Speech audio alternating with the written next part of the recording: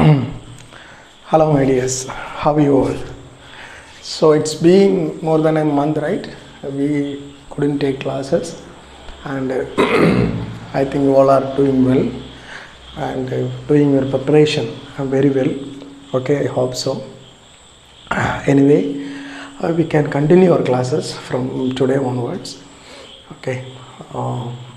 So in the last class we stopped or we temporarily stopped, right? Temporarily stopped at corona, right? Corona, the reason for the corona and the expression for the corona losses and what are the factors it affects, right? Corona, and of course the advantages and disadvantages of corona. So today we are going to continue with the new topic, that is nothing but the underground cables, my dears. UG cable or underground cable.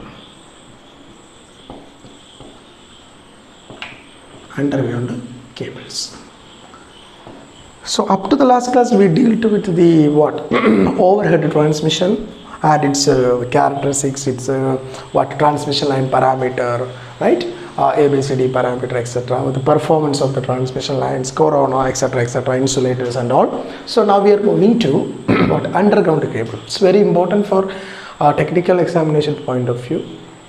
So underground cable, before going to the underground cable, I want to mention a term and which is very useful, which is actually normally asked in a one word type of question, which is nothing but, my dear, the natural impedance or the surge impedance, my dears. I've already discussed what it is. Surge impedance of UG cable, my dears. UG cables will be equal to 10% of the surge impedance of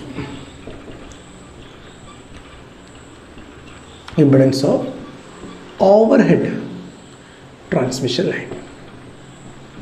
What is the meaning of this line? The surge impedance we already discussed. The surge impedance is nothing but, my dears, the surge impedance is represented by Zn, which is nothing but a root of L by C, right? Zn is equal to root of L by C. It's a unitless quantity, I think, because both no, it have unit. So the surge impedance is nothing but when R is equal to 0, right? For a lossless transmission line, when R is equal to 0 and the conductance of course sigma, that means conductivity also equal to 0, that is R plus J XL, R is equal to 0, and in here G plus J B, here G also 0. From that we obtained the equation for surge impedance, which is nothing but root of L by C. So the surge impedance of the underground cable will be equal to 10% of the surge impedance of overhead transmission. It's very, very important fact, my dears. Very, very important fact. Normally in a question you may ask like this: the surge impedance of UG cable, I mean the surge impedance of overhead transmission line is 400 ohm. The unit of surge impedance is nothing but ohm, right? The surge impedance of overhead transmission line is 400 ohm. Then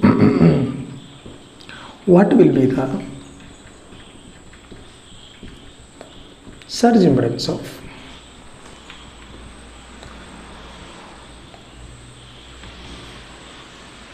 UG cable?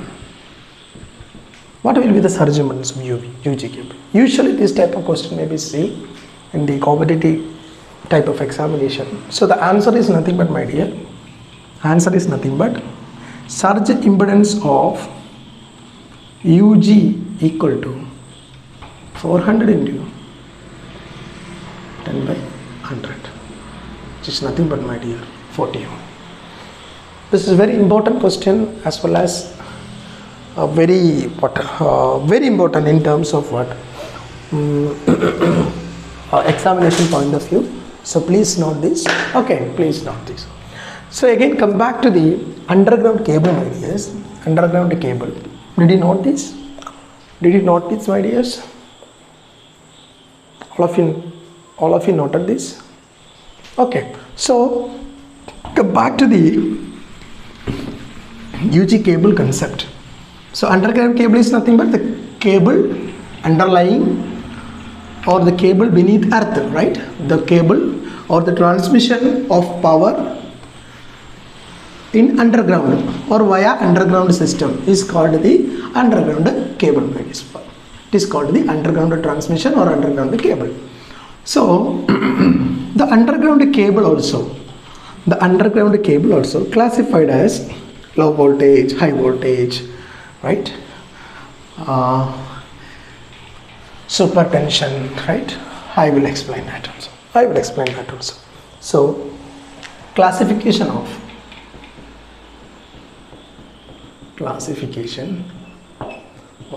UG cables, ideas. Classification of UG cables. So underground cables are nothing but the power transmission through or via the underground system, or the power transmission beneath the earth, right? Earth surface. That is called the underground system. You already know the advantages and disadvantages of underground system, right? That we need not much deeper into the theoretical part of that. We know that fault identification is very complex in underground system, but a lot of advantages also, right? The cleanness, the complexity will be very much reduced, but a lot of disadvantages also. So by taking so many facts in between, we will discuss one by one, but don't want to do it as a theory, separate theory session, advantages and disadvantages of under UG system. I don't want to take. So classification of UG cable, my dears. So here also low voltage cable. Low voltage cable is nothing but, my dears, up to 1 kV. Up to 1 kV is called as a low voltage, and high voltage cable 1 kV to 11 kV, and super tension cable, it is 11 kV to 33 kV, and extra high tension, it is nothing but 33 kV to 66 kV, super extra high tension,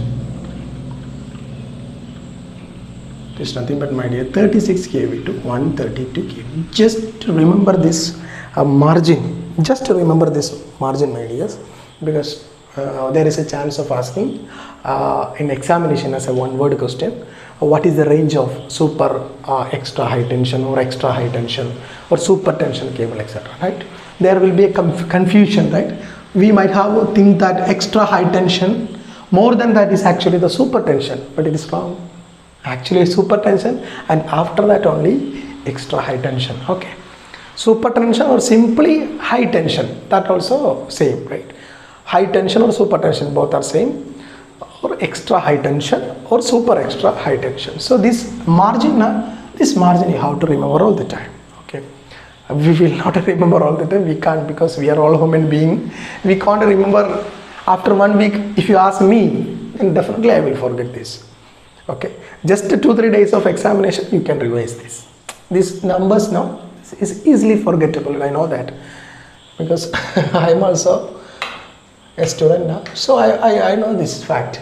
It's easily forgettable, but you have to remember by continuously revising, or 2-3 days prior to the examination, you have to check this once more. Okay, so that's all about the classification of cable, my dear. So now we are going to move the another session, which is nothing but the 3-core cable. 3-core cable, that means a general underground cable structure in detail. A general underground cable structure in detail. Okay, a general underground cable structure in detail we will discuss. Listen, my dears, this is 3-core cable, my dears. This is a 3-core cable. That means normally you might have seen your cable television wire. It's an overhead line actually, but the structure is very much similar to the underground cable also. You might have seen the what cable television wire, right? So did you notice the cross section view of the cable television, right? Cable television wire. When the cable or operator or when the workman of the dish TV or dish antenna come to our home, you might have noticed the repairing, right? Repairing. So you might have noticed the cross section of the wire also. I know because I noticed it. That's why.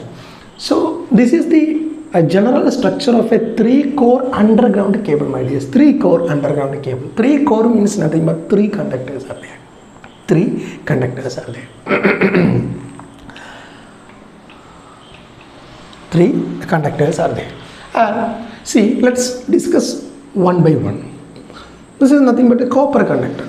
The central or the core section contains the copper conductor, and above the copper conductor, my dear, above the copper conductor, there are insulating material. There are what? Insulating material. Normally, the copper conductor is what? Wound by impregnated paper. The copper conductors are wound by what? Impregnated paper. That means this is the conductor, the surface we wound with or we covered with impregnated paper. So what is the meaning of impregnated paper, my dear? So normally paper is what? Made from pulp, right? Made from pulp or bamboo wood, right? So normal paper is a very good insulator, that we already know. But at very high temperature or at very high electrical stress, this paper also may try to break down by itself. That means it's not at all that much good insulator. So in order to improve the insulation property of the paper, the paper will be dipped into oil or any other insulating material, and it will be taken out and it will be dry. I mean, make it allowed to dry for a very long time, and it will be stiff, and that paper will be having more dielectric strength than the ordinary paper. That is called the impregnated paper, my dears. That is called the impregnated paper. So I have a code for, actually in examination, the order of the arrangement of the 3-core cable will be asked. What are the, components or what are the exact word is what actually? What are the component, you can say what are the components of this 3-core cable? Okay, so I have a shortcut for that, for remembering the order of the layers, actually correct layers, the order of the layers. I have an equation, not equation, I have a shortcut. It is nothing but CPL bars. CPL bars. This C is nothing but, my dear, conductor. This C is nothing but, my dear, conductor. And this is nothing but the second region, above the conductor, paper insulation, or simply impregnated paper insulation. Okay, is it clear? And let's see the next portion. So this is nothing but the paper insulation, and after that there will be what, ideas? Insulating material. Insulating material. This insulating material is again classified according to the voltage of the cable. According to the voltage level of the cable, this insulation, after this impregnated paper, there will be insulation. That insulation, the insulating material, is again classified according to the voltage level. So up to 11 kV, my dears, up to 11 kV, it may be gutta percha, or it may be jute, it may be cotton, or it may be any galvanized material. It may be any galvanized material. Cotton, jute, not vulcanized. It may be any vulcanized material, vulcanized rubber or anything like vulcanized material. So this will be the insulation material up to 11 kV, and at 11 kV we are using impregnated paper. Impregnated paper as the insulating material up to, for 11 kV or at 11 kV. And for 11 kV to 66 kV, my dears, we are using oil insulating material.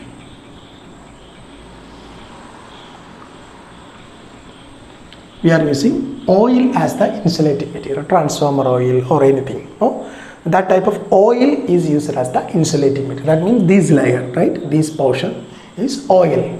That type of coil is called oil immersed cable. Okay, that is 11 kV to 66 kV or 66 kV to 132 kV, or generally we can say that or greater than this 66 kV to 132 kV or greater than 132 kV. Generally we are using gas insulating material. Gas insulating material. And the gas may be FX6, SF6 or nitrogen fluoride or etc. Right? These are the gas insulating material. So these are the what in nature of the insulating material. So depending upon the voltage that we have in the cable, we have to classify the what insulating material as like this. Okay, so you have to remember these figures also, this range of figures also. Okay, ideas. So that's all about the insulation, the paper insulation, and after that there is an insulation. So combinedly you can tell that CPI, you can use this also, CPIL pass. Okay, correct. So this is I is for that what insulation. So paper insulation, and after that there will be an insulating material also. Okay, next is nothing but L. This L stands for lead sheath. This L stands for, my dears, lead sheath. Okay.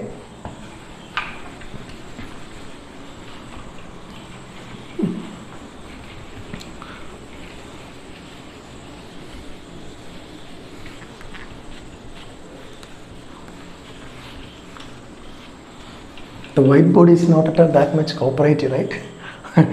Because he also got angry because for more than 1 month we didn't write anything. So that's why he hesitated to rub or wipe out completely. Okay. So next is nothing but, my dear, lead sheath. So lead sheath is nothing but in order to protect the insulation from external moisture, okay, or any external shock, we are using the lead sheath. External moisture or what other moisture, mainly moisture, because this is insulation. If any moisture enter into this insulation, definitely this will be breakdown and this will be short circuit. So in order to avoid that, in order to protect the insulation or insulation material from the external moisture, we are using the lead sheath. So that is the purpose of lead sheath. And after that, see, my dears, after that, so this is insulation and this is sheath. Sheath means lead sheath. So you can use like that sheath is actually what? Lead sheath. And after that, my dears, you can see an important session. This is called the bedding. This is called the bedding. So bedding is nothing but, my dears, bedding is nothing, see, bedding. It is nothing but these also contain the same material for insulation. These also contain the same material for insulation. Suppose we are using gutta percha here as the insulating material, the same material is we are using for what? The bedding also.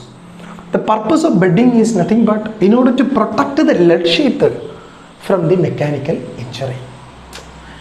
It has to what? Protect the lead sheet from the mechanical injury. That is the function of what? Bedding. So this is bedding. Okay, that's all. Next one is armoring, my dears. Armoring. Armor is nothing but, my dears, armoring is, or armored cable or armoring is nothing but fine thread like steel wire.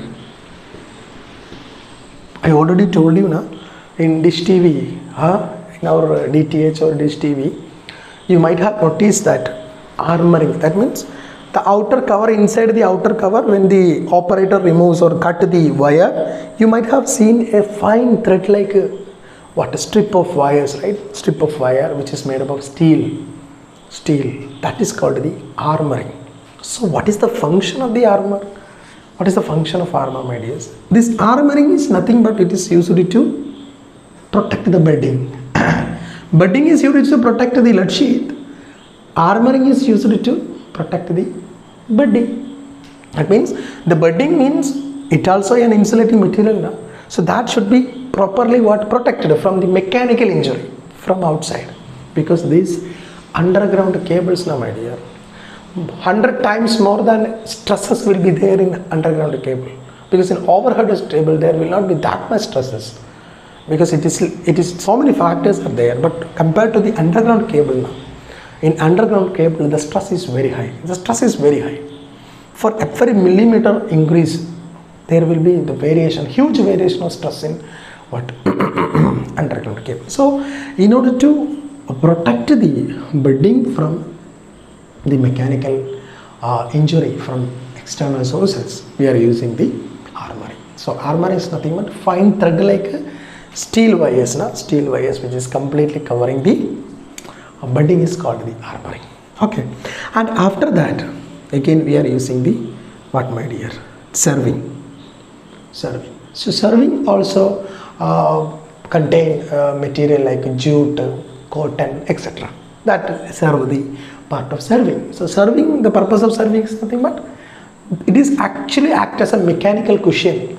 Now when the external injury comes into play, the cushion like arrangement, a cushion or the a soft, that means it reduces the stress. That's all. It reduces the stress like a cushion manner. That is the purpose of this serving. Okay. After that there will be an outer sheath which is made up of PVC. This outer sheath, my dear, this outer sheath is normally made from PVC. Outer sheath is normally made from what, my dears? PVC.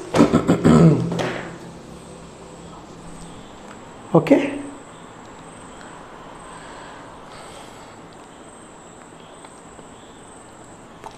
Is it clear?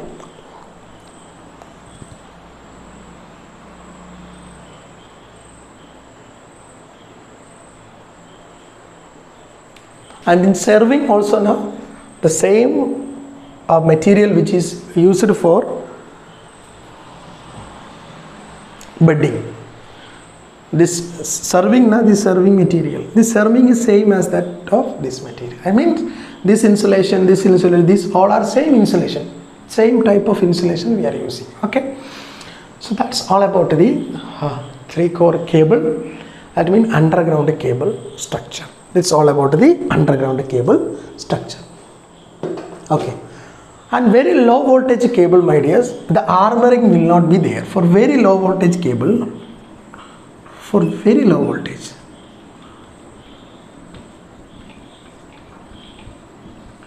armoring will not be there.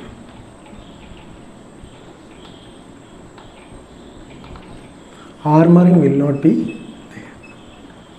Called non-armored cable. What, my dears? Non-armored cable. Okay. So that's all about the, and one more important thing you have to note, my dears, the outer PVC that should be grounded, because you have to make the outer surface as zero potential. So that is why it is always grounded. It's always grounded. So these are the things you have to note. These are the things you have to keep in mind when studying the 3-core cable. Okay.